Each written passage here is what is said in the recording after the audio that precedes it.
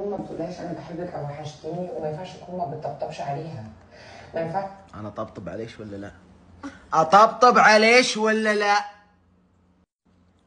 لا تصرخ. طيب والله ما صرخت انا، هذا طبقة صوتي.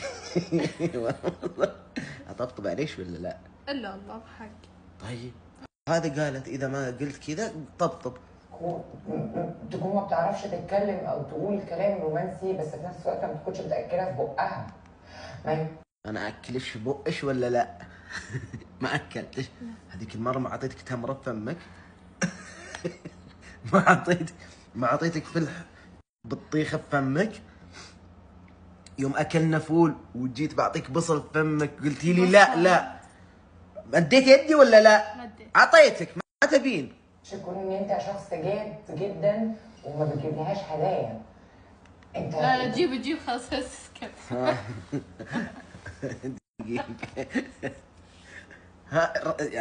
ما ندري اي شيء. ها قالت ما تجيب لهاش هدايا. اجيب لهاش هدايا ولا لا؟ ولا ما اجيب لهاش؟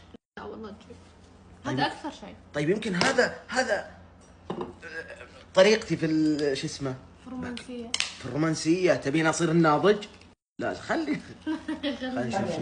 ده انه الست اصلا ماشيه بالعاطفه، والعاطفه بتبتدي من هنا. انت الراجل عينيك اللي ودانها اللي بتحب ده. شفتي انت ودانش تحب. انا الرجل يحب العيون، فانا انا ايش احب؟ الاذان. طيب. كل واحد له قدراته. انا والله اني ما اقول كلام حلو في ذمتك. ترى قلتها حطيتها في ذمتك الى يوم الدين. والله العظيم ان الله بيحاسبك على هذا الشيء. هل انا ما اتكلم كلام حلو؟ انت الحين لانك قلتي لي انا مش رومانسي. هذا طبقة صوتي والله ما اصرخ. لانك مبسوط انك مو رومانسي. ما يهم. انت قلتي انا ما اقول كلام حلو، بس ابي اعرف دي.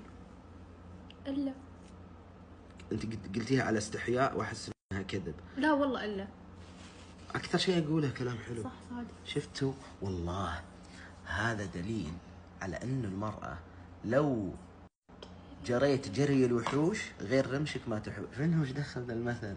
لو خلها تكمل احسن.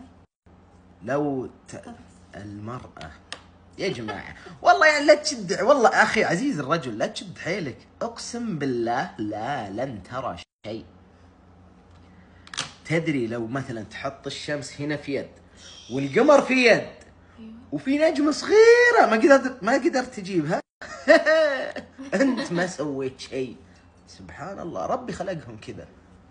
تصرف افعال وليس اقوال. هي اللي تبين. انا ما اتصرف افعال.